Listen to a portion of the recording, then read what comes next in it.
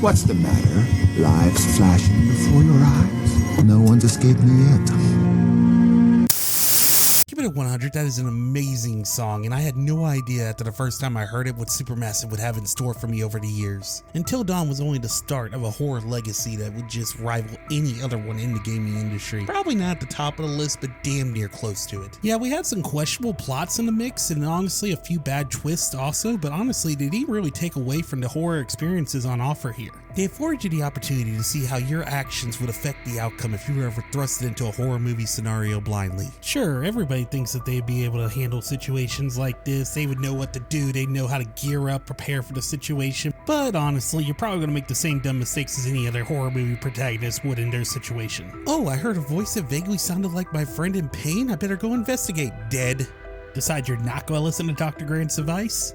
Dead. Failing to pull the trigger in time, forcing your adorable friend to step in, and oh, not the puppy. Really, I could keep going, but I'm pretty sure you guys get my point. You're not going to come out of this game unscathed. This formula worked out so well that they continued using it in future games, and honestly, I can't suggest them enough. They were great to play through. It was so entertaining though that I can't imagine them ever changing the formula, and why am I holding guns in VR? On second thought, it's best not to ask questions that I'm not prepared for the answers to, and we'll just go ahead and roll with it. So despite the formula change from choose your own adventure to a literal on-rail shooter, yeah, this game actually wasn't that bad. I mean, yeah, it is technically a glorified non-canon tech demo for PSVR 1, but in my opinion, a must-have for your PSVR 1 game library. The shooting was enjoyable. With the eye tracking, it really made it a lot of fun to just shoot your way through the game. And the arsenal of weapons that Supermassive give you are pretty decent, and they allow you to gun down your enemies with ease. These weapons range from your standard infinite ammo pistols to sawed-off shotguns to a street sweeper to Dirty Harry, and at the end, the Alan Wake special. Feel free to mix and match for your horror delights. The pacing of the game was well done. I mean, as well done as it could be for it being on an on-rail shooter. You never really felt like you were stuck in one area for too long or having somebody press a knife against your back trying to force you to the next set piece. And speaking of set pieces, oh my god, some of these were truly creepy and really got underneath my skin, and I loved it. Paired that with a sound design that allowed you to hear where your enemies were coming from in the dark, and honestly, it was just an amazing experience. The lack of in-game music when you're actually playing through the game is just, honestly, it's a matter of preference.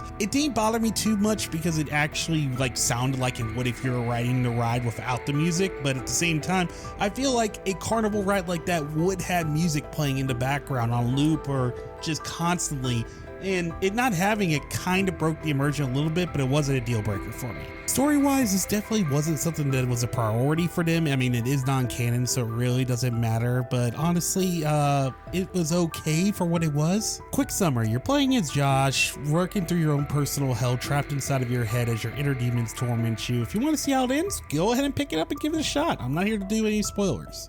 Like I said before, it's a must-have for the PlayStation VR. I stand by that statement. Too bad I could not say the same thing about Supermassive's next attempt at a game like this. Oh boy, where to begin? Where to begin with Switchback? Let's try to be positive out the gate, and then we'll get into the stuff that bothered me about this game. First off, outside of the character designs, which we'll get into later, the game is phenomenally beautiful. First off, there was so much care and detail put into the world that this was a real ride. Even without all the shooting, I would have ridden this roller coaster. I would have waited in line for 4 or 5 hours to ride this coaster.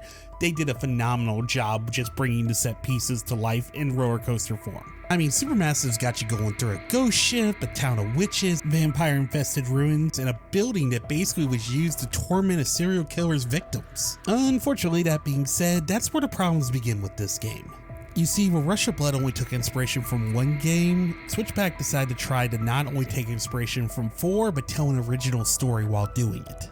And by doing that, Rush of Blood really allowed you to take in the world and really enjoy the environment and experience it. You really don't get that feeling with Switchback. I mean, the world is super beautiful, like I said before, but you're literally jumping from set piece to set piece at such a high frequency that you really don't get to take it in like you did with Until Dawn Rush of Blood. And on top of the 4 areas, there is an original area towards the end of the game that I'm not going to go into because, like I said, I'm not here to do spoilers. Gun-wise, the majority of the arsenal is exactly the same as Rush of Blood, but they did have a couple of extra things in here. They put a black light and electric gun in there for puzzle purposes, and you can even use the electric gun to stun certain enemies in certain situations. In the case of the electric gun, you were even able to use it on some pretty cool traps when you were in the murder mansion.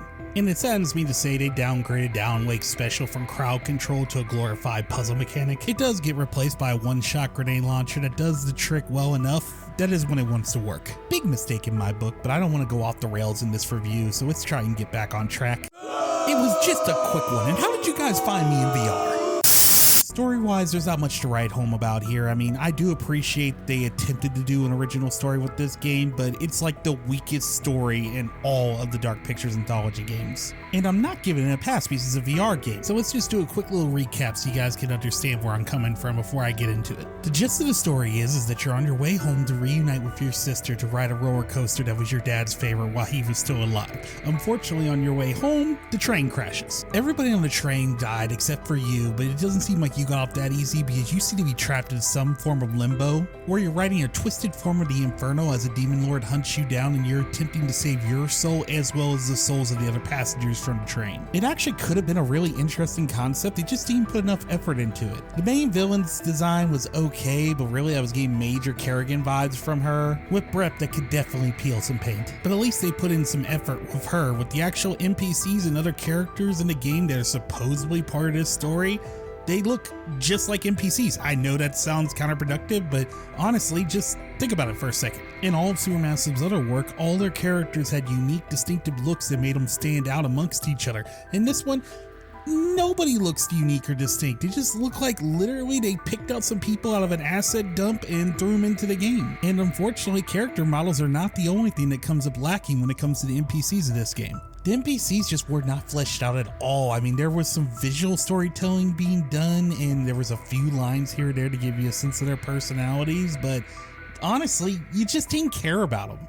I feel like if they would have told their story in a traditional style, these type of shooters like how House of the Dead or Time Crisis did, that it would have came off a lot better and it would have allowed you to engage with the characters and actually get to know them better. I would have loved that they had done more with their butterfly effect style of storytelling because honestly, it just wasn't there in this one. It's what made their games and games like this special, and it was just disappointing for it not to be utilized. Rush of Blood could get away with this because like I said, that felt more like a tech demo, but this was supposed to be its own story, its own installment into that franchise, and that's why it was just disappointing not to see it. Because there's enough good with this game that this could have been a truly great VR experience that would have broken into my top 5 easily if it just would have done a little bit more than what it did. But don't get me wrong, I am not suggesting that you guys don't pick up these games. If you can get them for the right price, definitely do, because I didn't regret it and I don't think you will either. At the end of the day, they are more than acceptable offerings to the VR gods. As long as you got your hands on a PSVR 1 or a PSVR 2, you're good to go. Yeah, it's just a little frustrating that I can't also suggest the Impatient and Until Dawn prequel game, but